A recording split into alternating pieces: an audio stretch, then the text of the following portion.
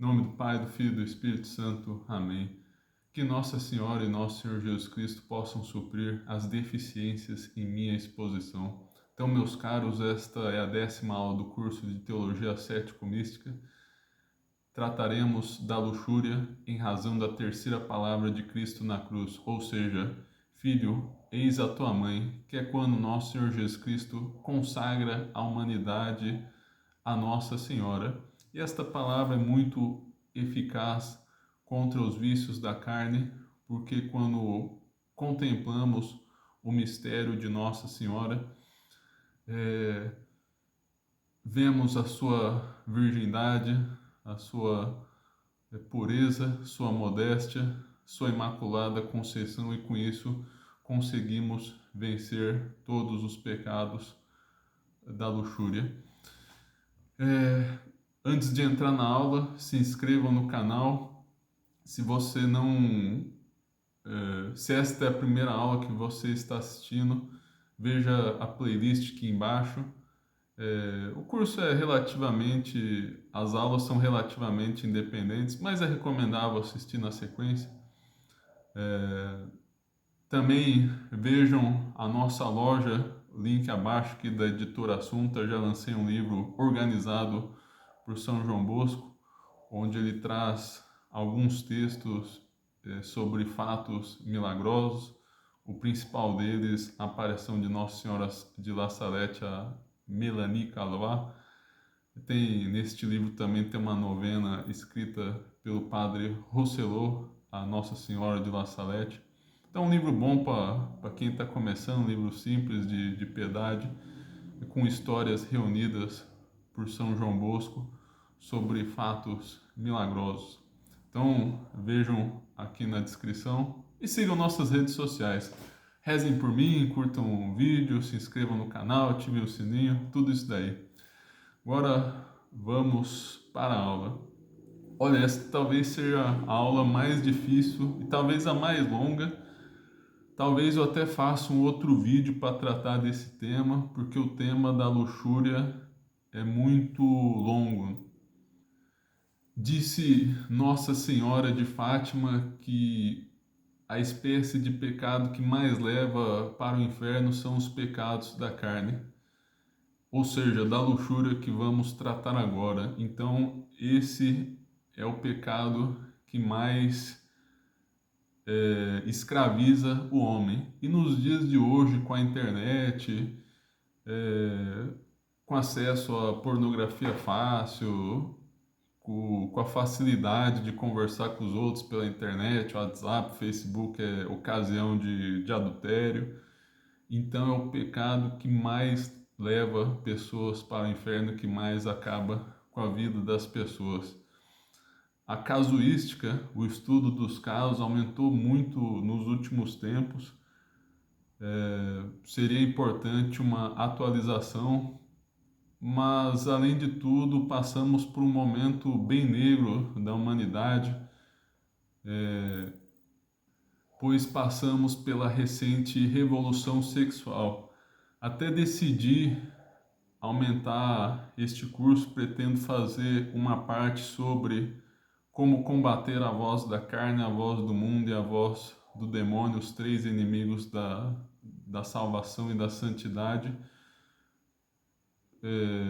porque é uma coisa que também se agravou muito nos últimos anos. É preciso dar uma resposta a isso. Claro, os autores de vida espiritual sempre falaram dessas três vozes que nos impedem de ouvir a voz de Deus, mas existe toda uma estrutura ideológica. São as ideologias de nossos dias, bem que poderíamos dizer, principalmente no que diz respeito à voz do mundo, que nos levam a tomar decisões erradas quanto aos pecados e como combatê-los. E há muito disso na questão dos pecados sexuais. Hoje em dia já, graças a Deus, estamos num momento de reação em 2025, mas durante um bom tempo, por exemplo, masturbação era considerada uma coisa boa. Nas últimas décadas era algo até recomendável, algo saudável. Hoje, com a explosão da pornografia, mesmo de pessoas não religiosas, já há um certo passo atrás, já há um certo arrependimento de tudo o que foi defendido antes, que não era tudo isso. Aliás, é bem grave, né? Masturbação é pecado grave, é matéria grave. Você deve eliminar isso de sua vida. Também preciso fazer algumas outras considerações. Por exemplo, este curso não é de teologia moral. Talvez não tenha ficado claro isso. Claro, essas dicas aqui da vida espiritual ajudam a se livrar também de pecados mortais, mas não vão entrar tanto no mérito no que é ou que não é pecado mortal. Para isso é sempre bom conferir com o padre. Recomendo muito os cursos do padre Paulo Ricardo. Ele também atualizou bastante, né, a questão aí da luxúria nos nossos dias. Tem até um vídeo, um curso, melhor dizendo, contra pornografia e masturbação. Então ele tentou se atualizar um pouco sobre esse tema. Porque eu vou dar dicas aqui que não necessariamente serão pecado se você não seguir, contudo são recomendáveis. Então é importante ter essa distinção em mente, porque em livros de vida espiritual muitas vezes são propostas penitências mortificações que não necessariamente são pecado mortal. Eu também não pretendo, no geral, entrar no mérito se uma coisa é pecado mortal ou não, se bem que fatalmente isso acaba entrando no caminho em algum momento ou outro, mas não é o foco aqui. Então eu não vou abordar isso estritamente falando. Então acho que depois de feitas todas essas considerações, podemos abordar diretamente o tema, como já fizemos em outras aulas. Quem nos guiará é Adolphe Tanqueray, Compêndio Ascética e Mística, Teologia Ascética e Mística, e a famosa Suma Teológica Secunda Secunde, de Santo Tomás de Aquino, na parte da luxúria. Mas também eu teria que fazer alguns acréscimos aqui, como já se ficou um tanto quanto subentendido aí na introdução. Vou ter que comentar alguns casos e situações recentes. Então, luxúria, lá no compêndio de Adolphe Tanqueray. Natureza, assim como quis Deus que andasse anexo um prazer sensível ao alimento para ajudar o homem a conservar a vida, assim ligou um prazer especial aos atos pelos quais se propaga a espécie humana. Então, o prazer sexual é natural, contudo, foi feito com uma finalidade específica. Quando você não segue essa finalidade, você peca. E aí já podemos comentar um pouco da Voz do Mundo, que associou a visão da igreja uma visão de que todo prazer é pecaminoso, ou seja, ao exagero, ou dito popularmente na internet, em círculos de discussão, o espantalho. Espantalho é aquela figura nos campos de agricultura que serve para afastar animais, pestes, e é um homem falso. Então você coloca uma representação falsa do seu inimigo para atacá-lo. Então, principalmente no pecado da luxúria, nesse gênero de pecados, os inimigos da igreja exageram. E aqui há o primeiro exagero, de que todo prazer seria ilícito. Não, a igreja diz que o prazer é normal e saudável, mas quando retamente ordenado ao seu fim, ou seja, a prole e a família. A união do casal tendo em vista a criação dos filhos. Então, Esse prazer é bom e sadio. Continuando, este prazer é consequentemente permitido às pessoas casadas, contanto que usem dele para o nobilíssimo fim para que foi instituído o matrimônio, a transmissão da vida, que já havia sido dito. Fora do matrimônio é rigorosamente interdito esse prazer. A despeito dessa proibição, há infelizmente nós, a partir sobretudo dos anos da puberdade ou da adolescência, uma tendência mais ou menos violenta em experimentar esse prazer, até mesmo fora do matrimônio legítimo. Então, se você está assistindo esse vídeo, provavelmente você já tem mais de seus 20 anos de idade.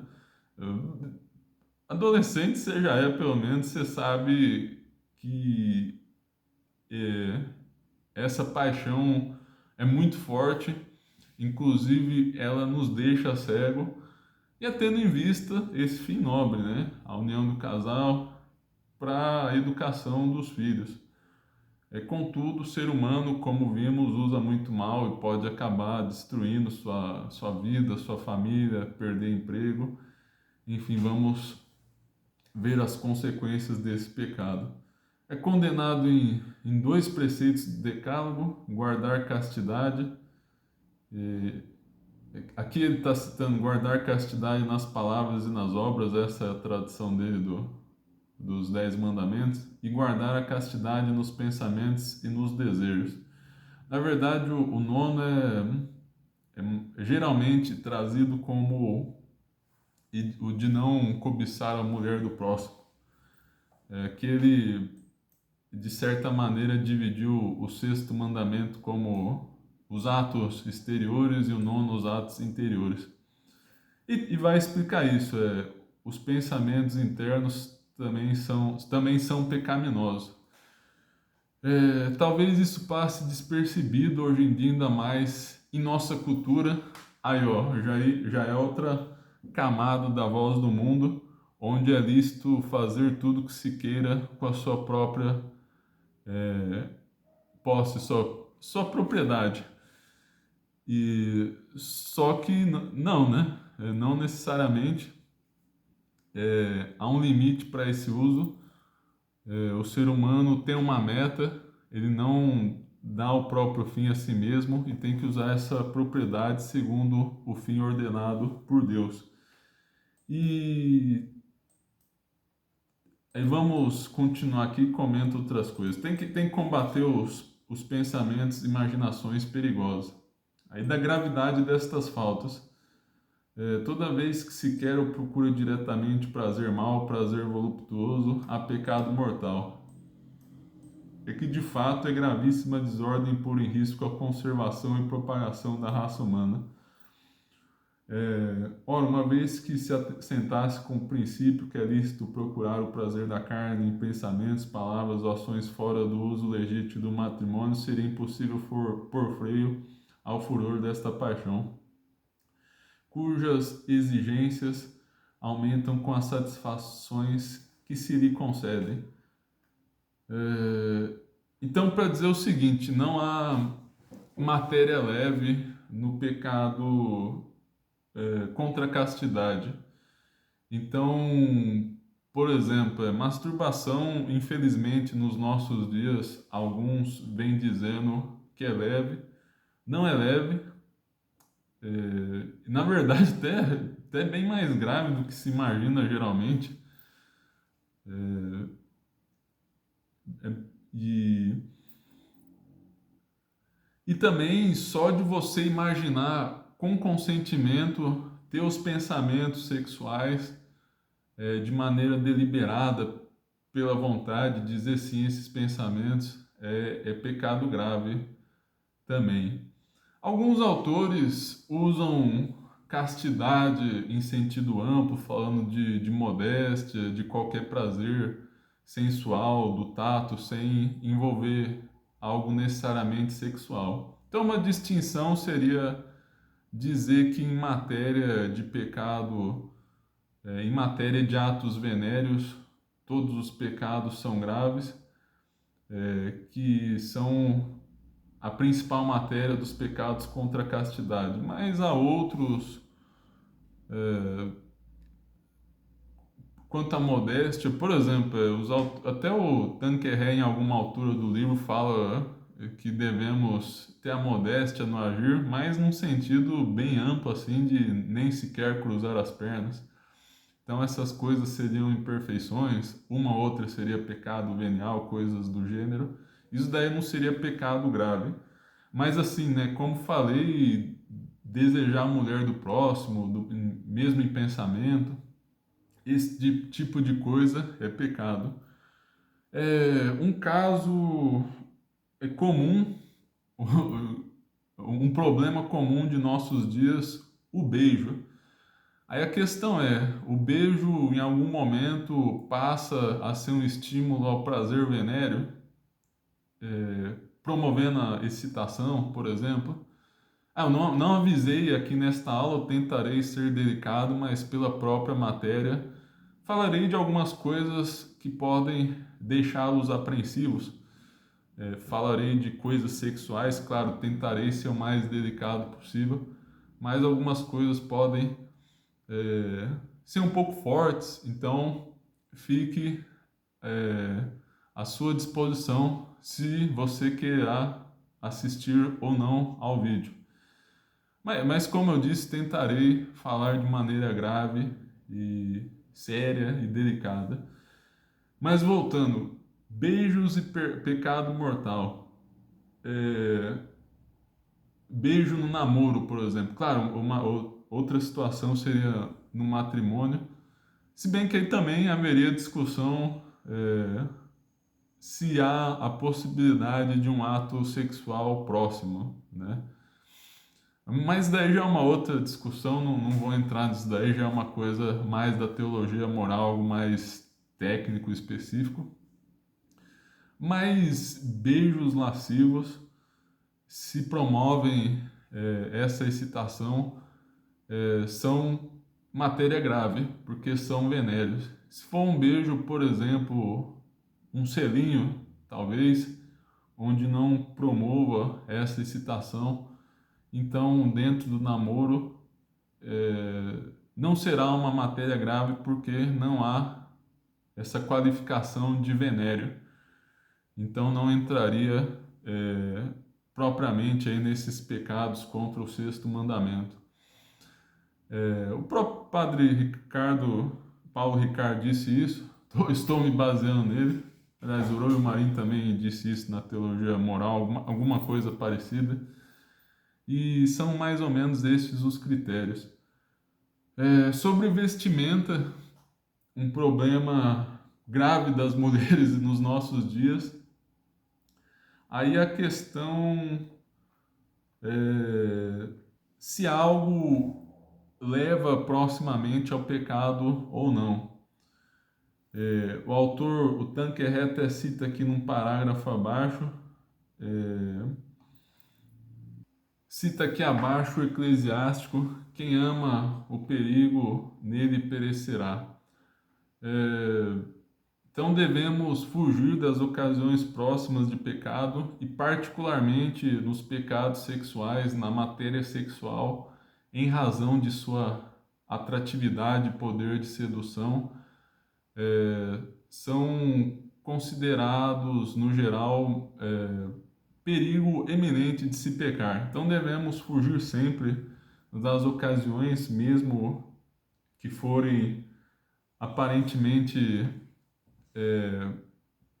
como posso dizer assim, pouco perigosas, mas têm um poder de atração muito grande. Inclusive vou falar isso daqui a pouco, vou continuar a sequência aqui para não me perder. Aí o Tanqueray fala que sobre o aspecto da perfeição, depois do orgulho, os vícios contra a castidade são os maiores, o maior empecilho contra a vida espiritual.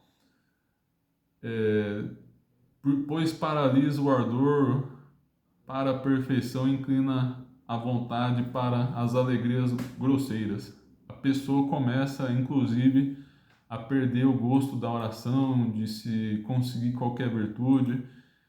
de ter aspirações nobres e generosas, perde a vontade de se tornar santo. Inclusive, falaremos daqui a pouco, uma das filhas da luxúria é o desespero. A alma invadida pelo egoísmo, o amor que se tinha para com os pais ou amigos, estiola-se e desaparece quase completamente. Não resta mais que o desejo de usufruir a todo preço dos prazeres maus. É uma verdadeira obsessão. Rompe-se então o equilíbrio das faculdades. É o corpo, é a volúpia que manda. A vontade torna-se escrava desta ignominiosa paixão, e dentro em breve revolta-se contra Deus que proíbe e castiga esses prazeres maus.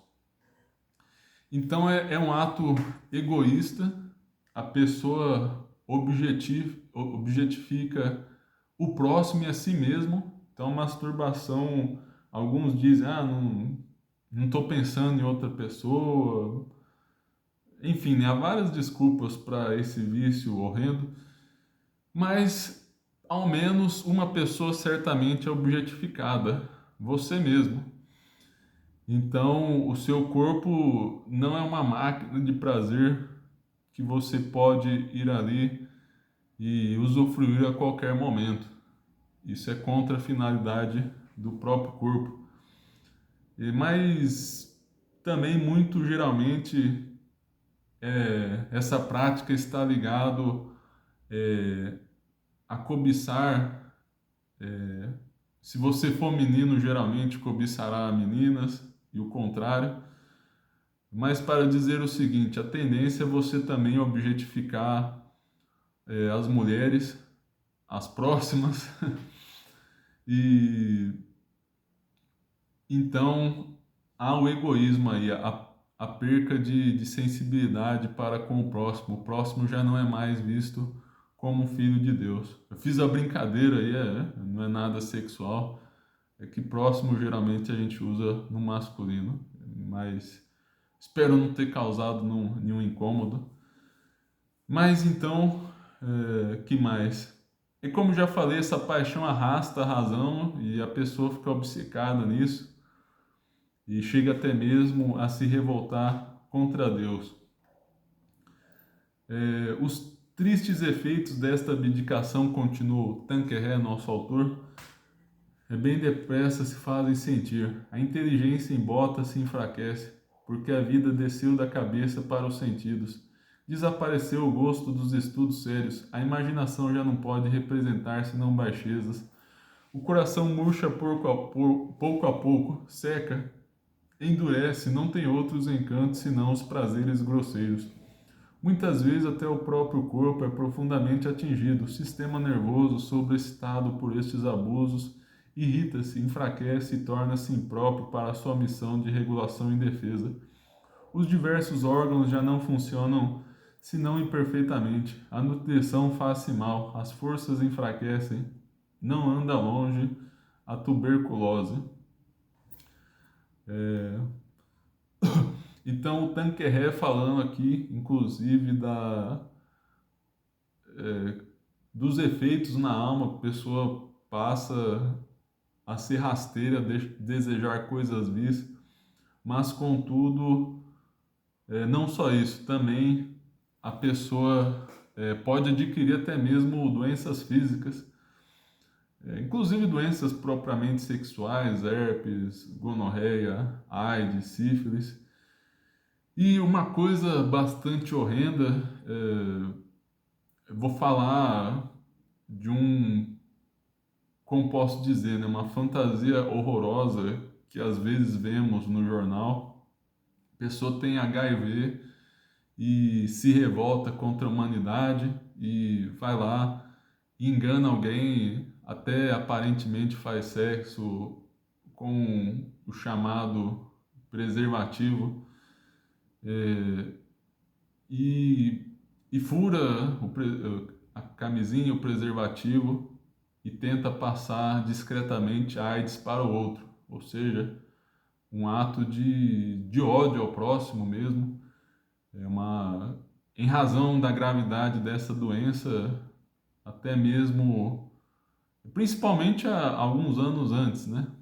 Hoje em dia até que tem alguns tratamentos aí, a pessoa consegue sobreviver bastante, mas basicamente uma tentativa de homicídio. E vejam só a que baixeza as pessoas podem chegar. Bom, isso já até acabei indo um pouco longe aí, né?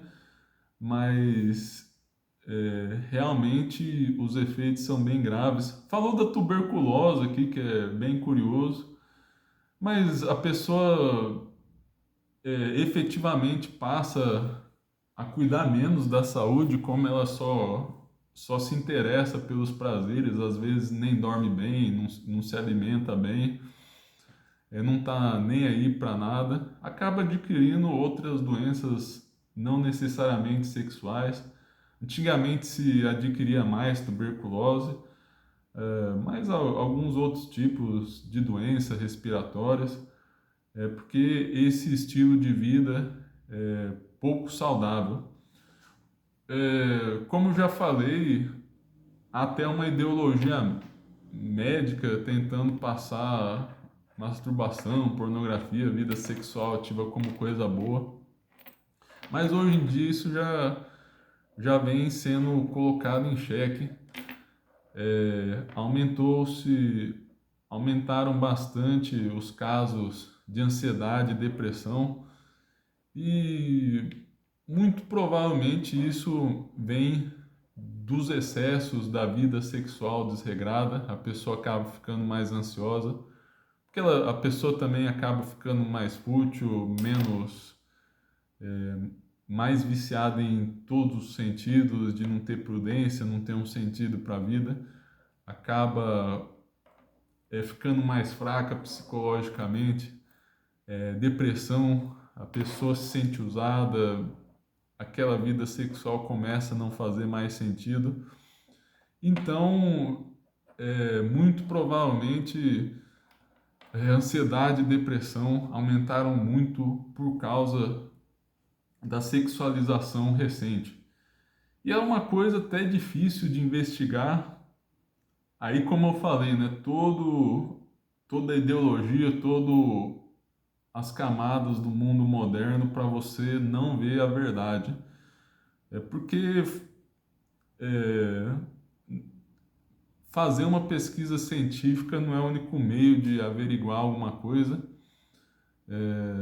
Pesquisa científica separa dados que aparentemente são objetivos, mas geralmente o método pode ser enviesado e também geralmente são excluídos aspectos qualitativos e diria prudenciais.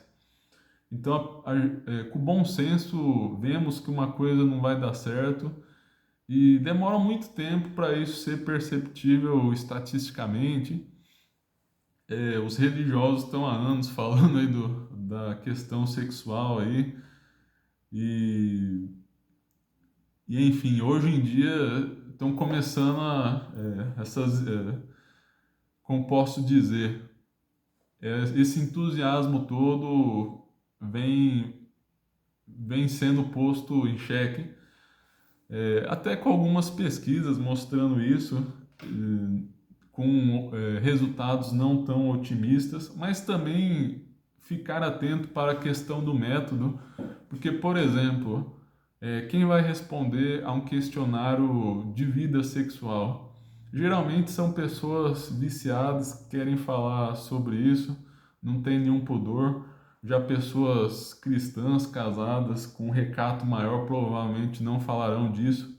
Então, obviamente, o resultado final será muito prejudicado.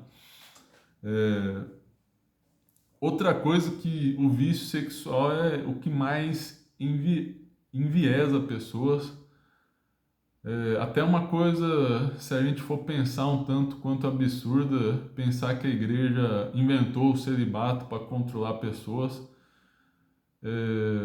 Na verdade, é mais fácil controlar pessoas justamente fazendo que elas se tornem escravas sexuais, porque sendo viciadas, elas vão tentar sustentar o vício de toda maneira, por meios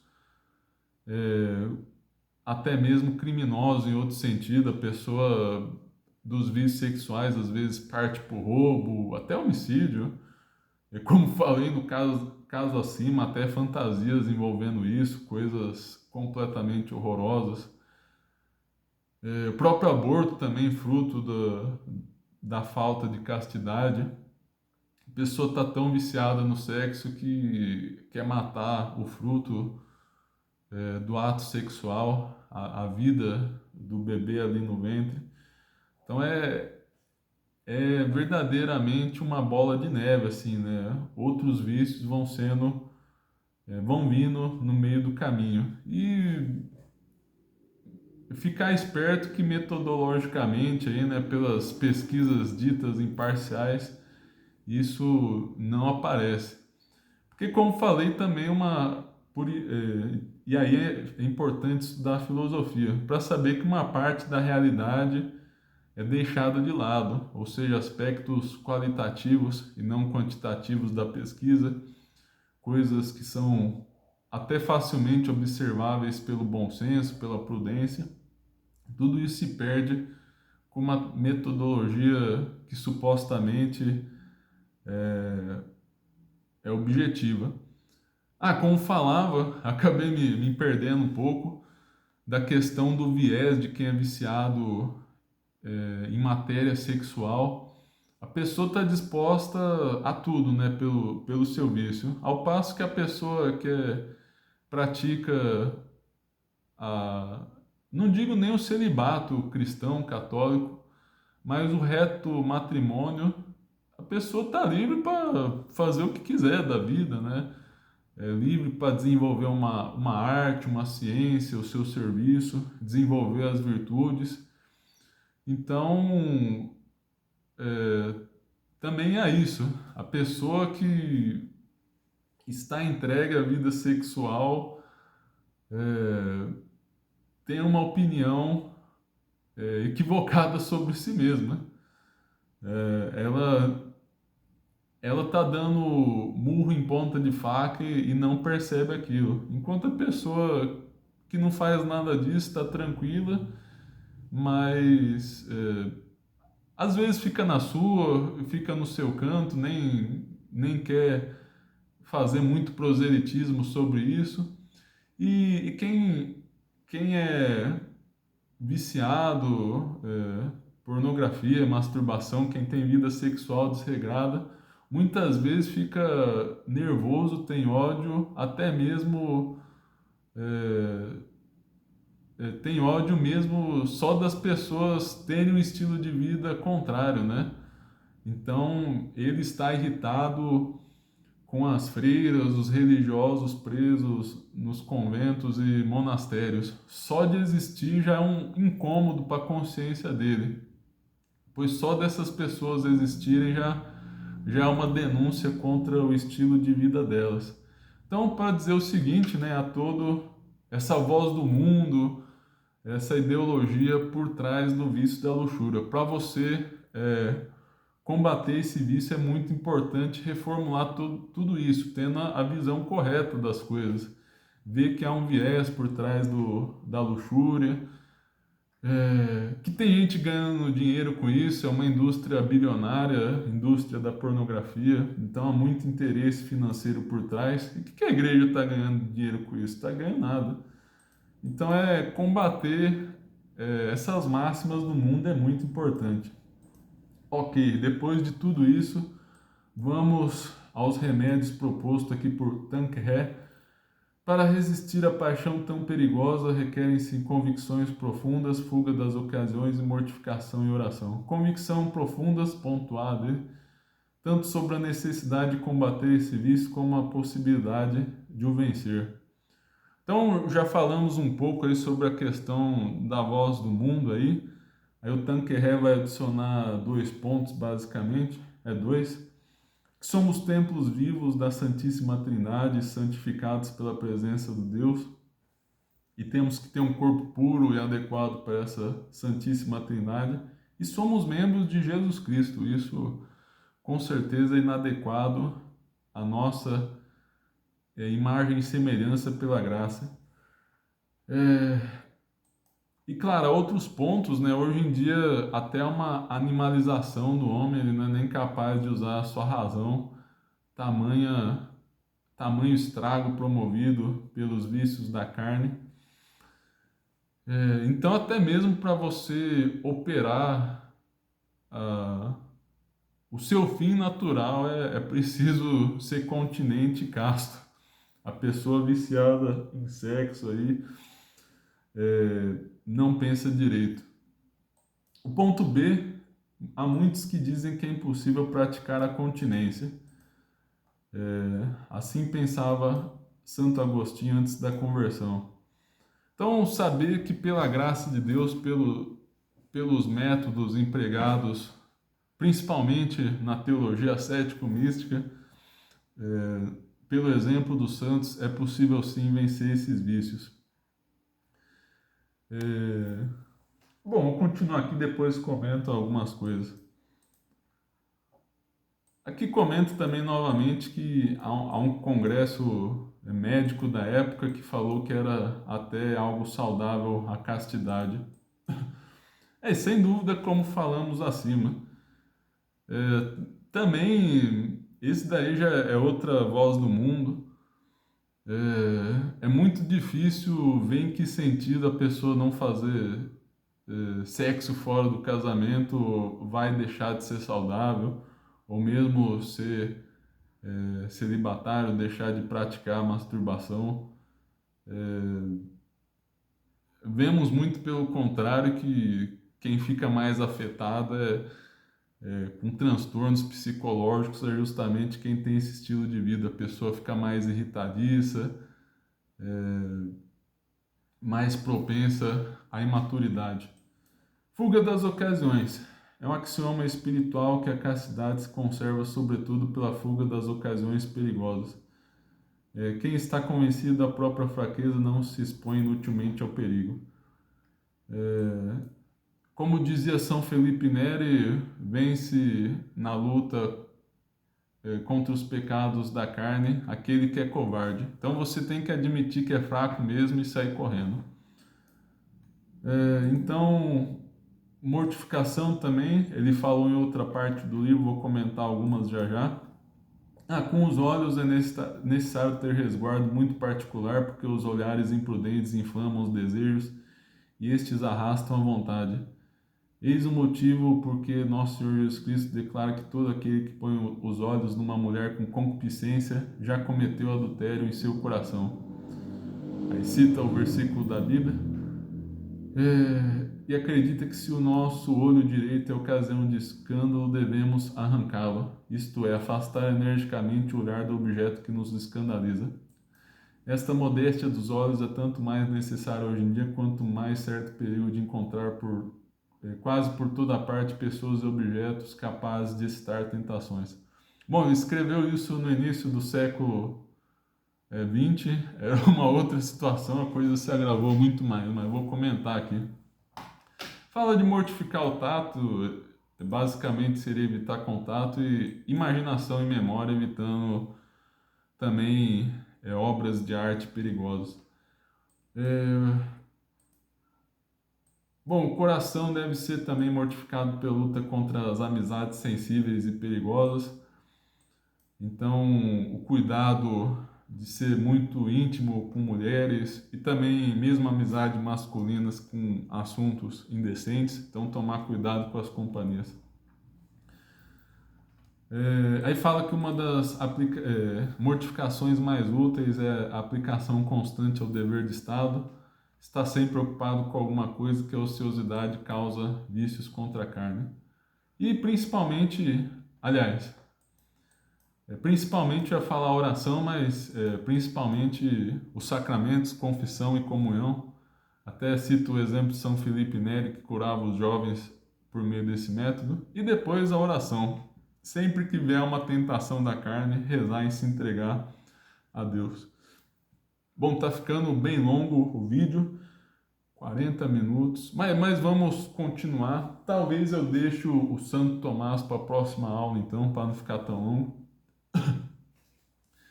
Eu divido em duas aulas, então complementar essa parte que ainda tenho várias coisas a se dizer.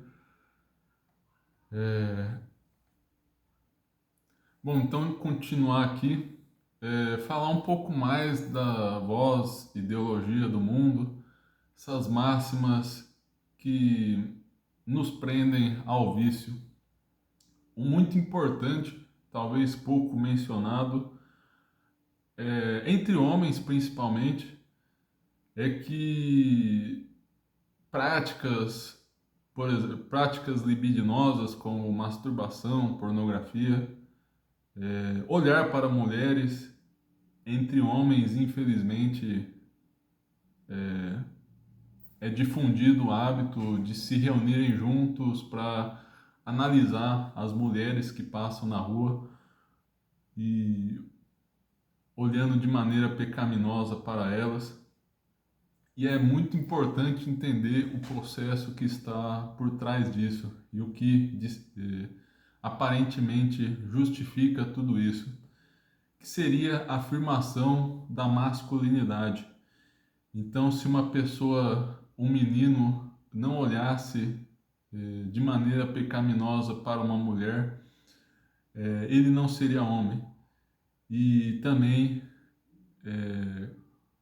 implicitamente, inconscientemente, muitas vezes o menino, ou até mesmo o homem, quando duvida de sua masculinidade, quando se sente inseguro, pratica masturbação, vê um vídeo pornográfico para se sentir validado em sua virilidade. Só que nada mais longe da verdade. É importante ter o seguinte em mente: quem tem esses hábitos é infantil, a pessoa fica infantilizada. Basta abrir os olhos, inclusive, a pessoa mais de 30 anos nas costas, vendo pornografia, praticando masturbação. Isso não se parece com a imagem de um homem de verdade. Isso parece antes com um moleque, com um menino fraco e covarde. Então é importante retrabalhar a percepção quanto a isso, porque somos ensinados pelo mundo que isso nos torna mais másculos e viris. Mas, como eu disse, a pessoa entra nesse ciclo, a pessoa não aceita a frustração e vai lá e pratica o ato masturbatório, que, como já dissemos, é uma espécie de egoísmo, bastante ligado a esse mecanismo, a esse círculo vicioso. A pessoa não aceita uma decepção na vida, então vai lá e faz isso. Uma pessoa adulta de verdade seria capaz de lidar com as frustrações da vida e ficar tranquila. Mas como a pessoa não tem maturidade, então apela para isso. Então, muito importante ver isso. E com efeito, vemos no modo de agir das pessoas sexualizadas, muito libidinosas, voluptuosas, são pessoas infantilizadas, sem nenhum senso de responsabilidade. Então você não quer isso para a sua vida, você quer se tornar uma pessoa afetivamente madura. Isso se faz por meio da castidade, pela abstenção dos prazeres ilícitos. Comece a quando você ter um momento de dor, de frustração, aceitar que a vida é triste às vezes, respirar fundo e seguir em frente, se entregar aos seus deveres, pensar em como fazer melhor o seu trabalho, seja qual for o seu dever. Então, cortar isso de sua vida. Cortar também as más amizades, também falei do que homens se juntam para isso, né? E se você tem amigos que só ficam olhando para a mulher de maneira indecente, corte esse amigo não é bom. Aliás, palavrões. É, eu ia deixar para que Santo Isidoro fala do turpiloquio, que Santo Tomás cita na Suma Teológica, que seriam os palavrões. São João Bosco fala uma coisa interessante.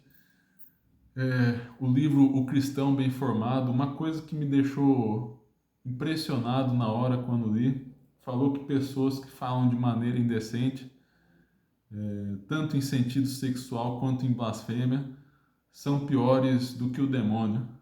Acho até que falava pior do que Satanás.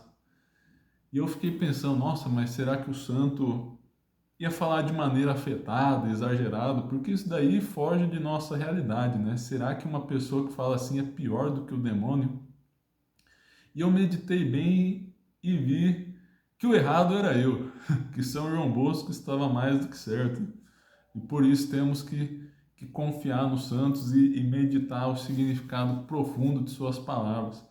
Em primeiro lugar, porque pela natureza angélica, o demônio detesta, tem horror dos pecados sexuais. Aquilo é nojento para ele.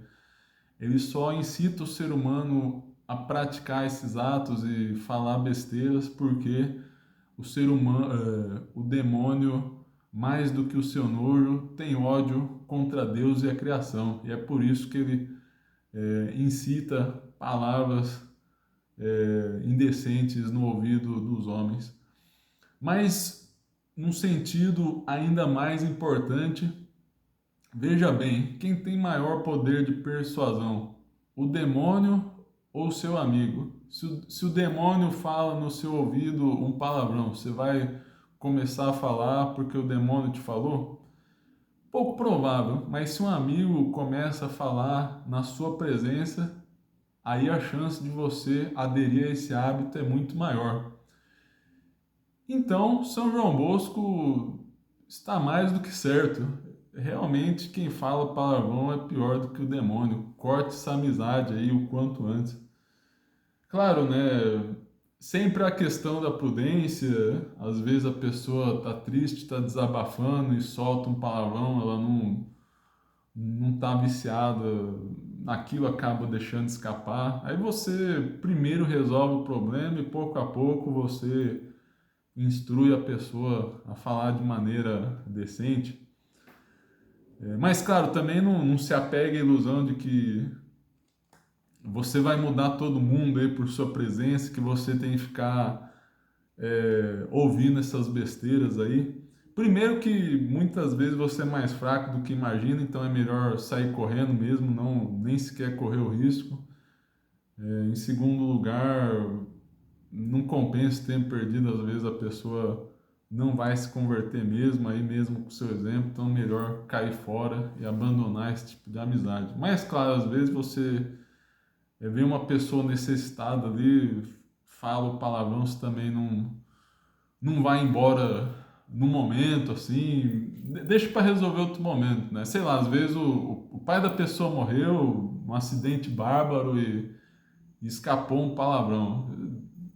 No momento deixa ali, às vezes ela mesma vai perceber que falou palavras insensatas, deixa quieto e em outro momento você vê isso daí, né? Resolve o problema antes. Para dizer, né? Questão da prudência. Mas, como falei, no geral, aí quem fala palavrão pior do que Satanás, saia correndo esse tipo de pessoa aí. E prudência para avaliar o caso aí, né? Às vezes a caridade requer que você fique um pouco na presença da pessoa para corrigi-la desse mau hábito aí. Que mais? Falei dos homens, a questão das mulheres, o feminismo. O feminismo hoje em dia, sem dúvida nenhuma, está muito associado a questões sexuais. O feminismo teria começado por motivações trabalhistas. Não vou entrar nesse mérito, não vou discutir essa história.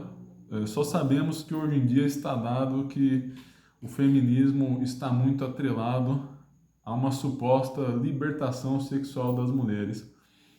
Olha, isso daí, outra voz do mundo, mas algo que as mulheres devem combater. Porque também não é muito óbvio, o ideal seria que o exemplo fosse bem óbvio, né? Mas aí poderia citar o exemplo do aborto, que é o seguinte, talvez seja mais fácil ver nesse caso. Mas enfim, vou dar esse exemplo, talvez ajude a pegar a lógica do que eu quero dizer. Dizem o seguinte, queremos a liberdade de escolha para a mulher, que ela que ela possa abortar. Só que o que acontece na prática? Essa permissão de abortar acaba se tornando uma pressão para a mulher abortar. Então, na realidade, a mulher perde a liberdade de ser mãe. Então, muitas mães que queriam ser mulheres acabam cedendo à pressão do aborto, seja por programas governamentais de controle de população, seja pelo interesse financeiro de clínicas de aborto, seja por pressão dos homens, veja só. Muitas vezes a mulher quer ter filho e o namorado não quer assumir e vai lá e força a namorada a abortar, ou até mesmo vai lá e bate na barriga da esposa. Nossa, um crime bárbaro, hediondo, horrível. Então vejam só, a legalização do aborto pode até mesmo aumentar o controle que o homem tem da mulher. Veja só que curioso. Mas vai falar isso para feminista, ainda mais dessas da revolução sexual, geralmente sexualizadas, que já perderam a razão. Um dos efeitos da luxúria é a cegueira da mente. Então a pessoa vai deixando de raciocinar, a pessoa não medita nas consequências. E algo muito semelhante acontece no tema da libertação sexual. Então diz, a mulher agora vai ser livre para fazer o que quiser sexualmente falando, mas na prática aumenta o controle dos homens. Porque se antes havia uma estrutura na sociedade que favorecia o pudor, criado pelo catolicismo, cristianismo, já não há mais essa estrutura e a mulher passa então a ter que ceder aos desejos do homem, que, como bem sabemos, geralmente tem,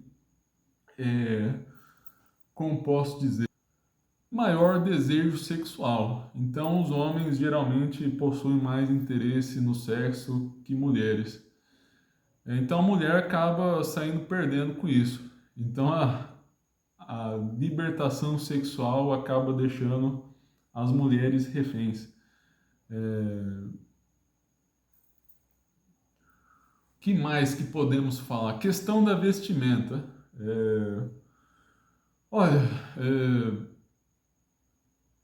é importante o seguinte, lembrar que não temos um corpo invisível e que seremos olhados, no caso, geralmente é mais um problema da mulher em relação aos homens.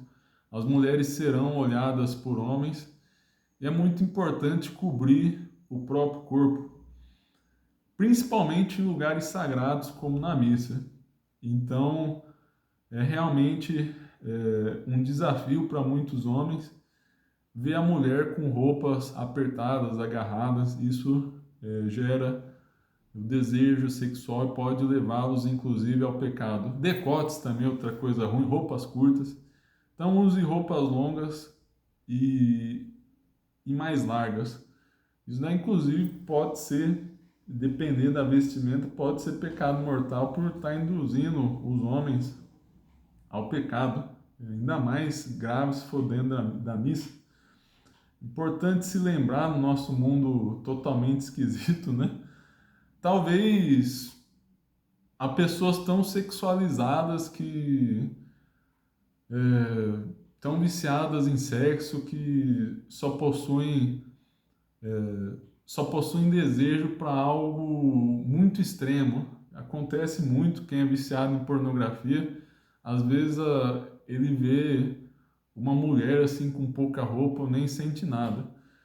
Mas para quem está na busca pela vida espiritual, da santidade, espiritualidade, é, acaba tendo, como posso dizer, maior sensibilidade. Vamos ser francos, a pessoa não está exposta a palavras e imagens sexuais. Algo mais modesto pode provocar esses desejos contra a pureza.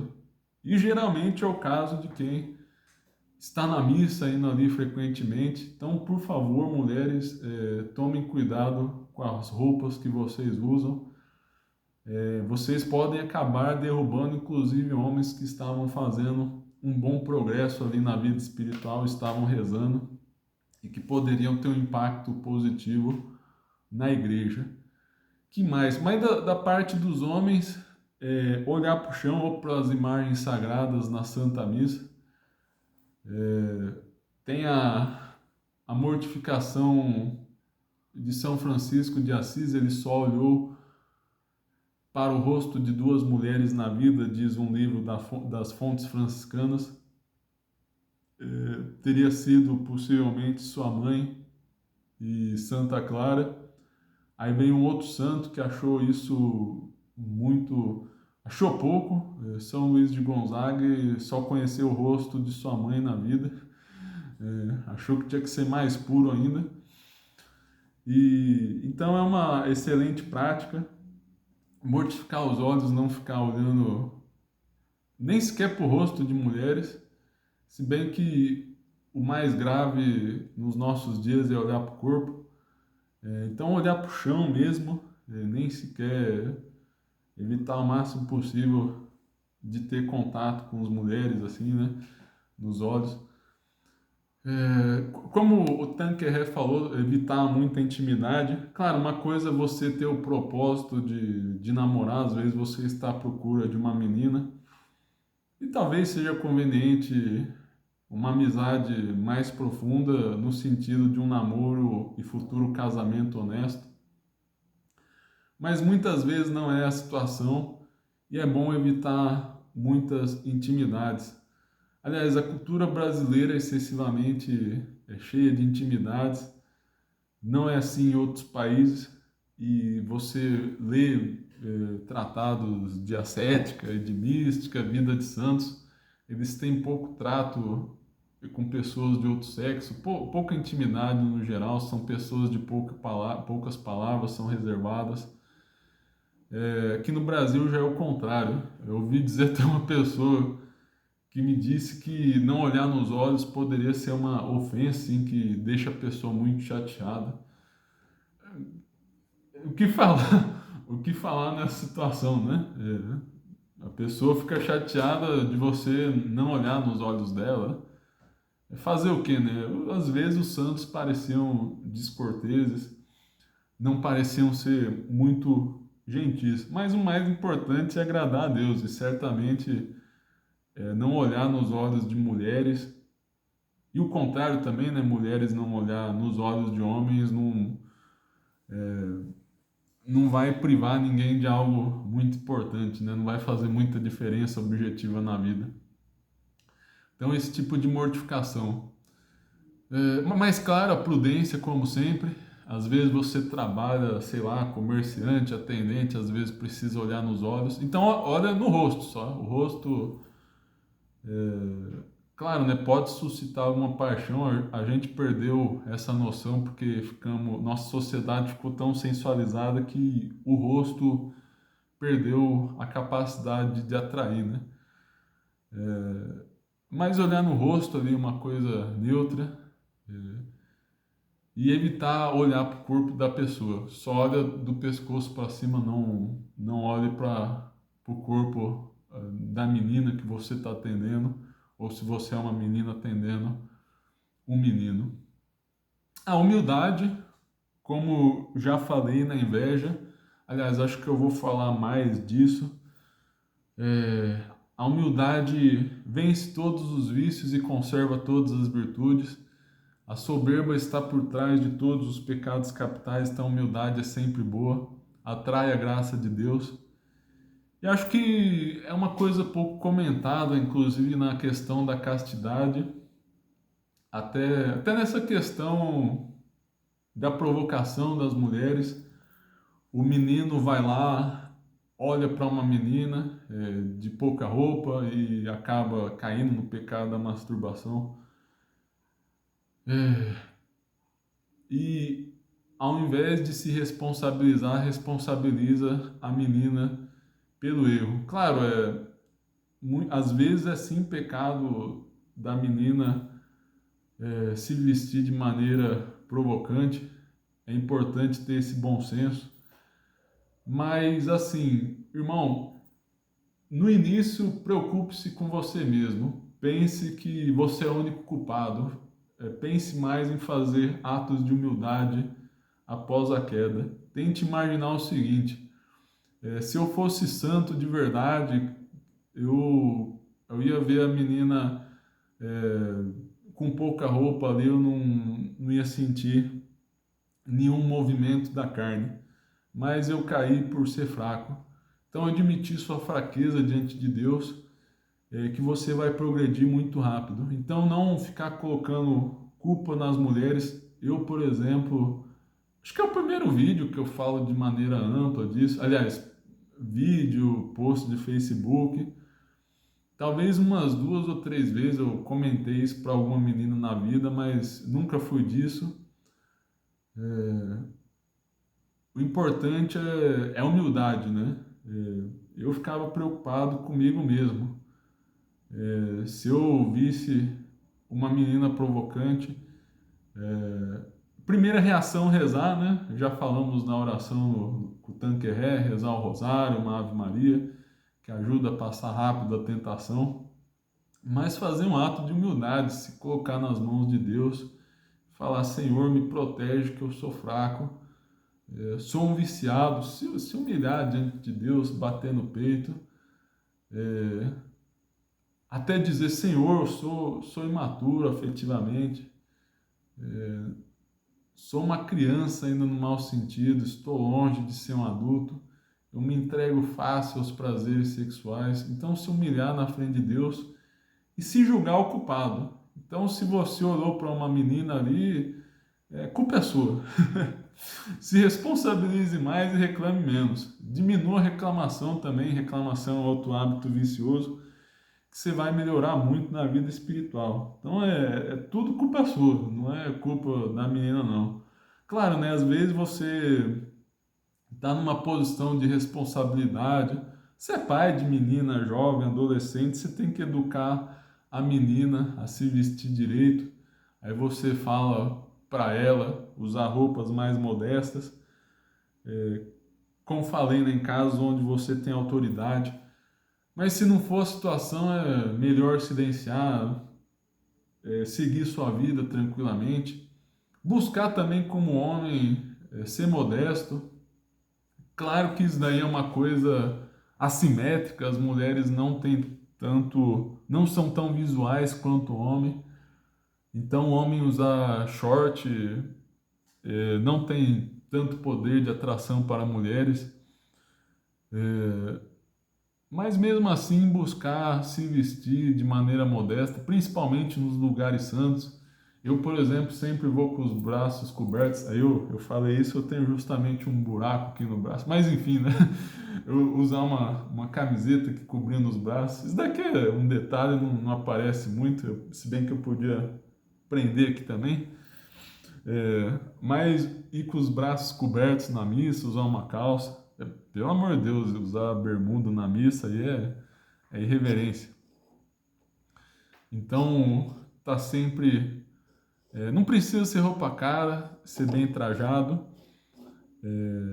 no sentido da modéstia, tampando o corpo, só transparecendo as mãos que representam a capacidade artística do ser humano, o trabalho, e o rosto, que é o espelho da alma.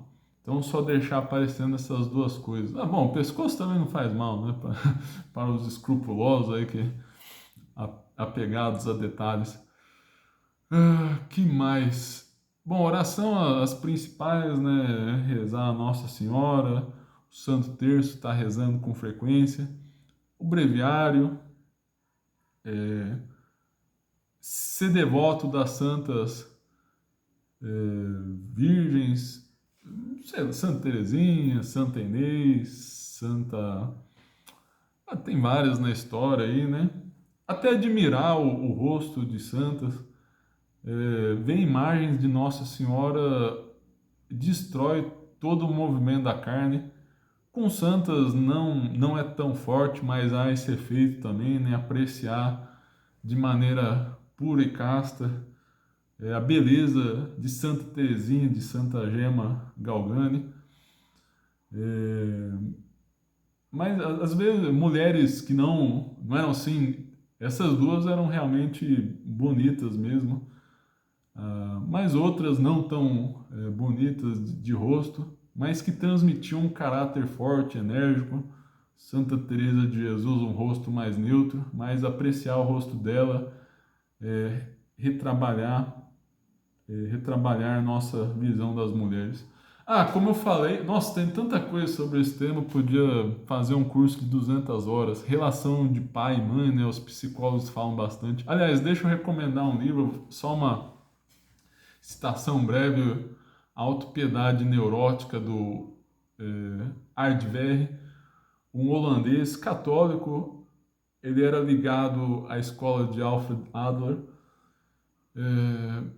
mas muito interessante, como já falei.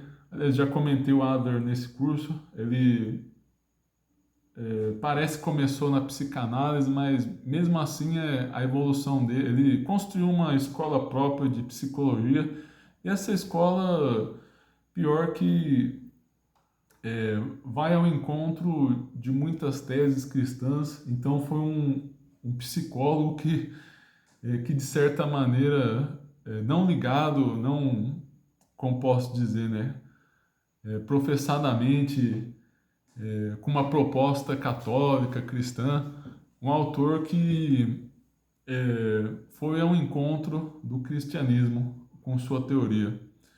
Então, ia citar o Ardverg, vou colocar na descrição o nome dele, holandês. Inclusive deu aula no Brasil, acho que na PUC ou na USP, agora não me lembro exato. Tem seu livro Autopiedade Neurótica. Acho que não está em estoque aí.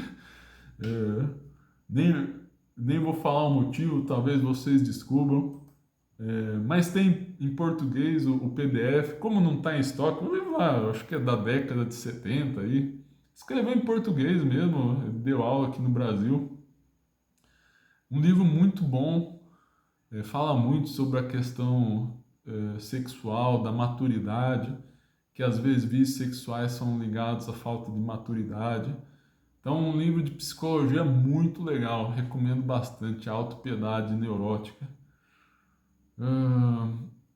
Ia falar da relação pai e mãe. Ele cita um pouco, isso daí é um lugar comum da psicologia.